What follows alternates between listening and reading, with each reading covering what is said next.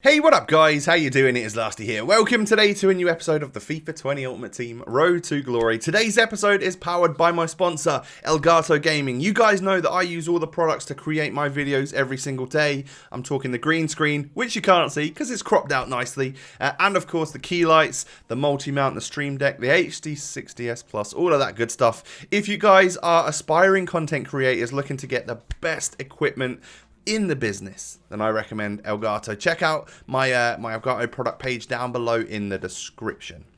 So let's get into the episode. Do me a favor right off the get-go, hit me with a thumbs up. I'd really appreciate it.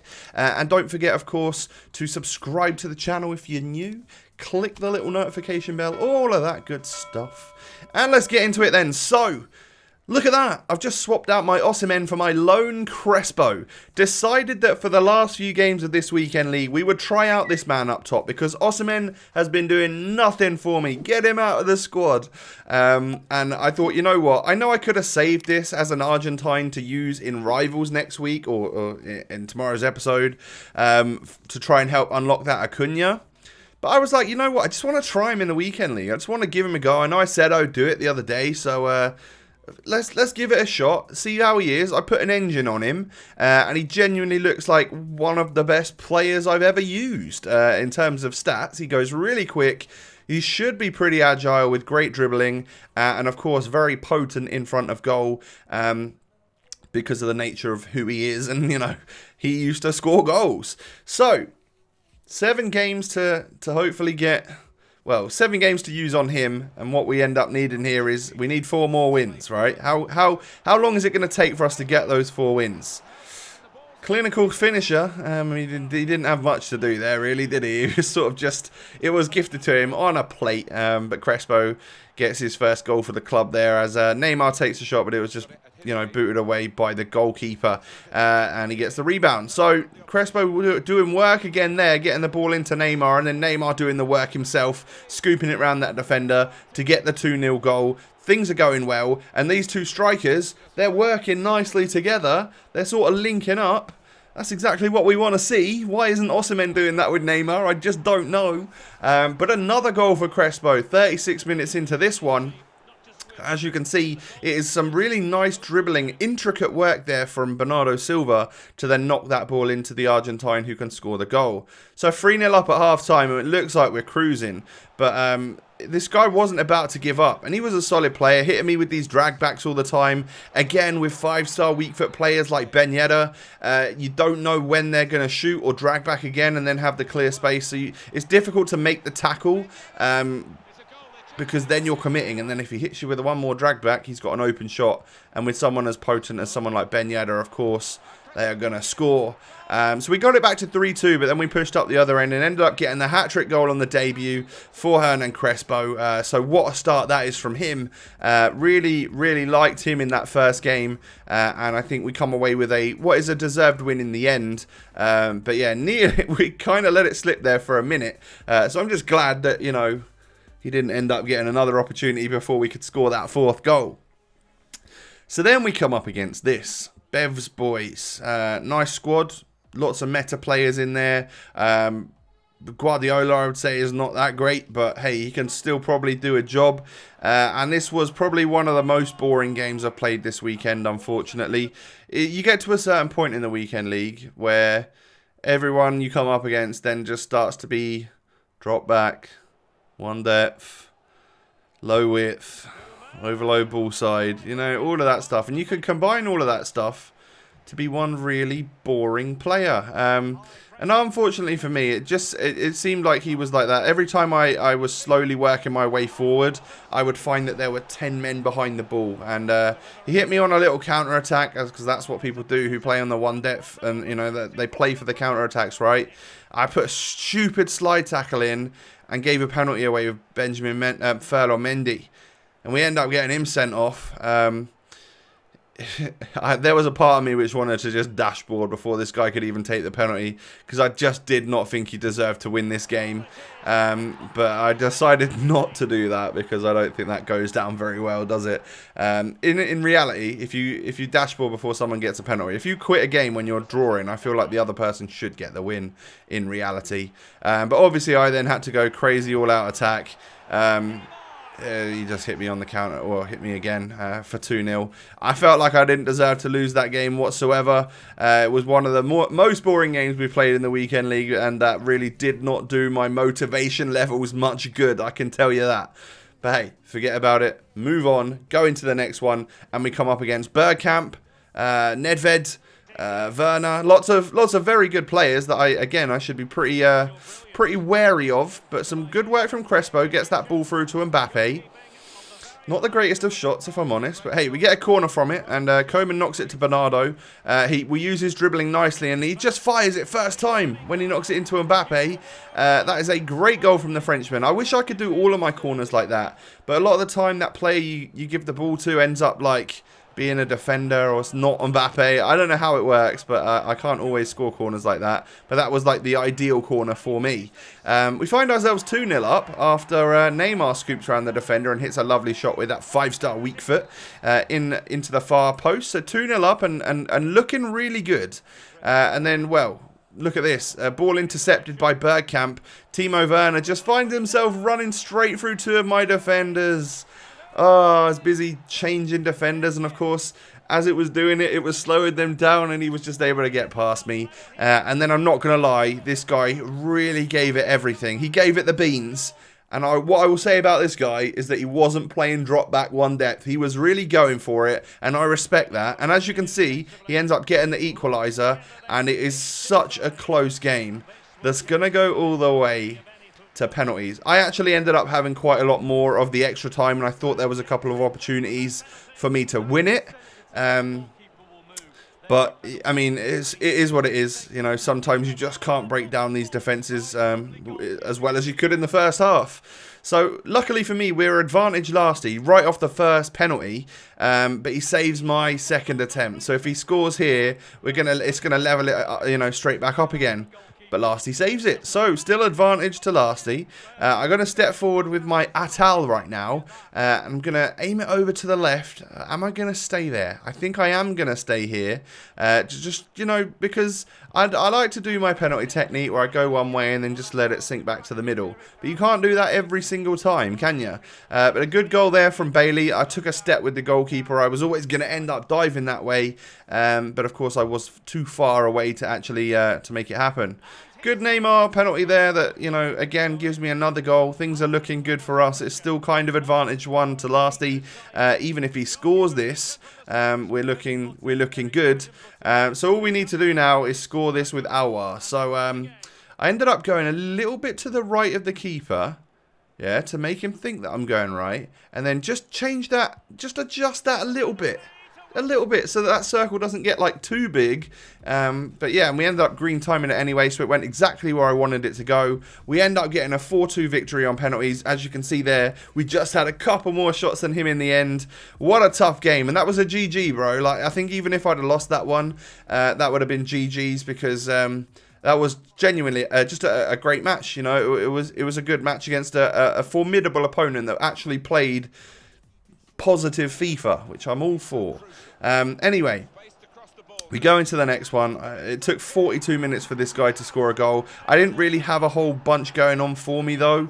I tried to make some stuff happen, but I mean, I'd had more than him, I guess, just looking at that halftime stats. He had one goal from one shot, but it was one of those boring matches again. It was just sort of cancelled out. And with the left foot Lucas, that's not a weak foot shot. His shapeshifter card has actually shapeshifted to a left-footed player. For those of you, I'm not joking, by the way. Yeah, he has actually switched to a left-footed player.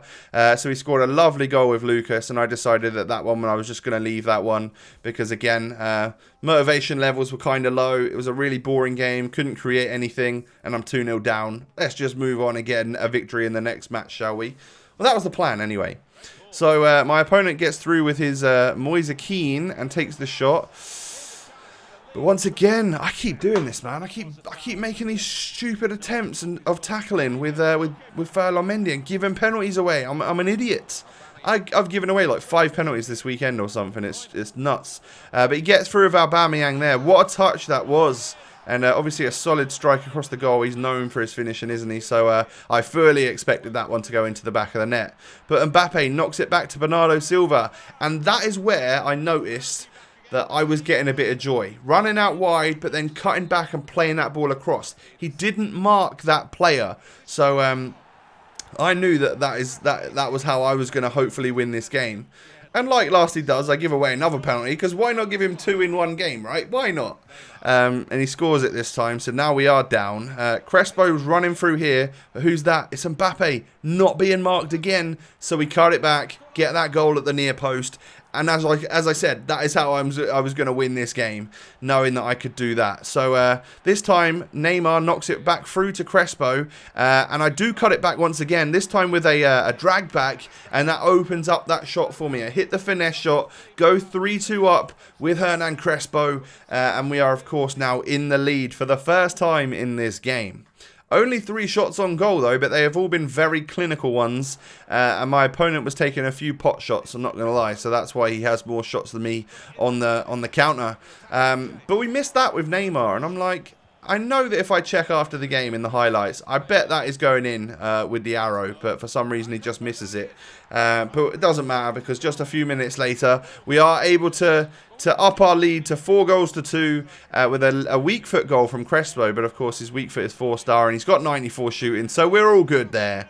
And then Ryan Kent just solidifies the victory. A nice assist there from Crespo. He was actually starting to do some more work. He went a little bit quiet towards in the middle there of those after that first good game. But now seems to be waking up again and being a little bit more alive and alert and getting some more contributions for the team.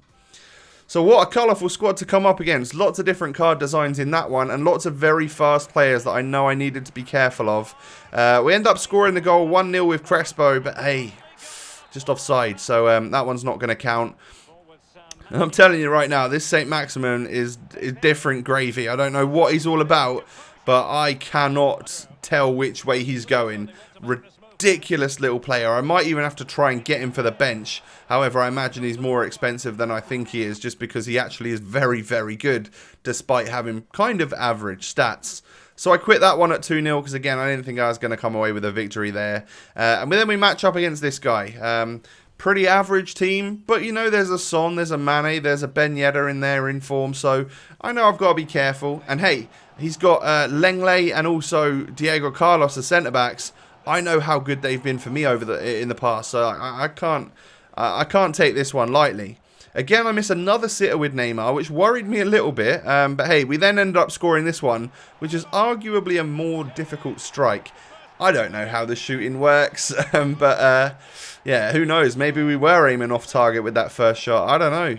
I've got a brand new Elite controller that I think I aim pretty well with, so I don't think it's all skewed, but it is what it is. We will just take this 2-0 lead as we score with Mbappe and go 2-0 up at half-time. We've really given this guy nothing. I am positive that I'm going to come away with a win here. That's what I need to obviously get my final win for the weekend league. Mbappe into Crespo, into Neymar, take the strike. Oh my god. Right, have I bought a broken... Have I done the SBC for a broken Neymar here? He hits the post, we get the 3-0 goal. I'm determined to score with the Brazilian, even if it is to an open net, you know. Crespo knocks it back and we finally get a goal. A little bit worrying to see quite a few misses there by my new very expensive player.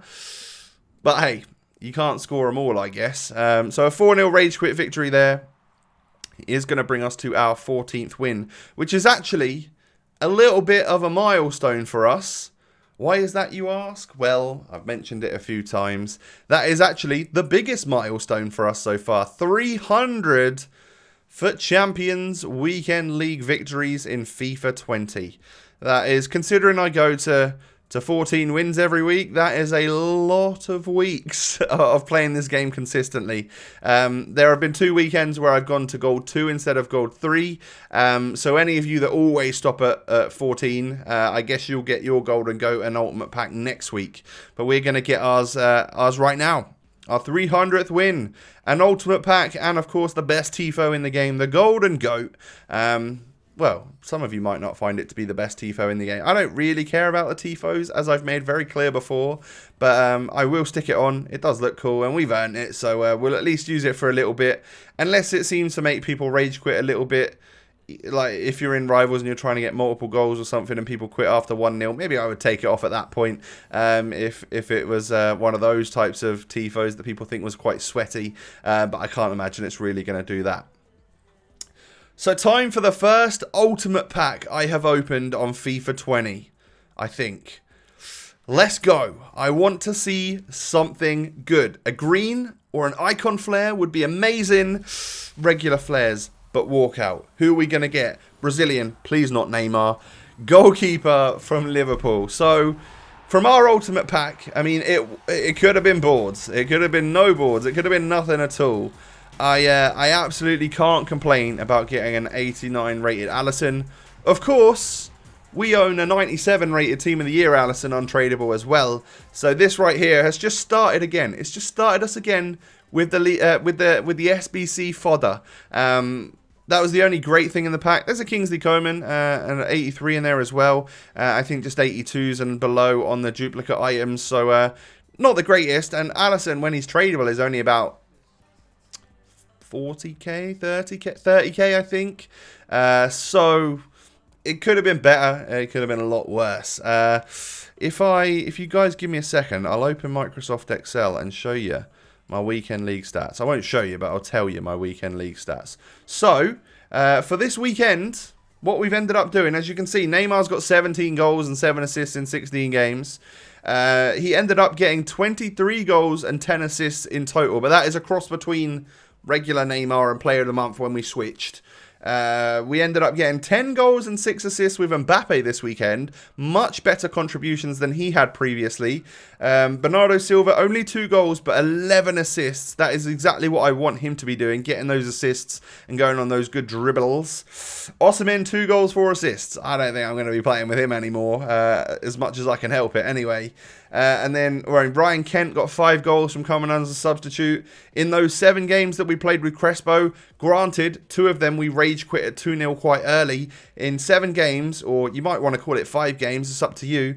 5 goals, 5 assists. So obviously I really liked him, but we can't just go out and buy him. We are statistically broke in terms of coins. But note that I've got a Sanson in the club. I can make 20 or 25k back from that. That was a mistake. Hey ho, we move on. I've also got Bussaco, who's probably about 40k. Hopefully get a little rise out of him at some point soon. That would be nice to be able to sell him for a bit more. So we know that we can sort of make 60k without selling Mbappe. We'll get rewards, which will bring us up towards more like 100k later this week. Maybe there's someone we can get instead of Osimhen, or maybe we can switch the team around or something. Who knows what we end up getting in packs from other rewards and stuff too. So we shall figure it out. But guys, that is going to wrap things up for the episode. I hope you have enjoyed. Let me know in the comment section below who you got in your ultimate pack when you got your 300 champs wins, if you've done it, or your rivals ones, or whatever it is. If you've had an ultimate pack this year, who was the best player you got out of it? Subscribe to the channel if you're new. Hit me with a thumbs up. That would be amazing. Why didn't you also come ahead and follow me on Twitter and Instagram? The links are down below. And now that all is said and done, I hope you guys have all had a fantastic day. And I will catch you tomorrow with another episode. Peace.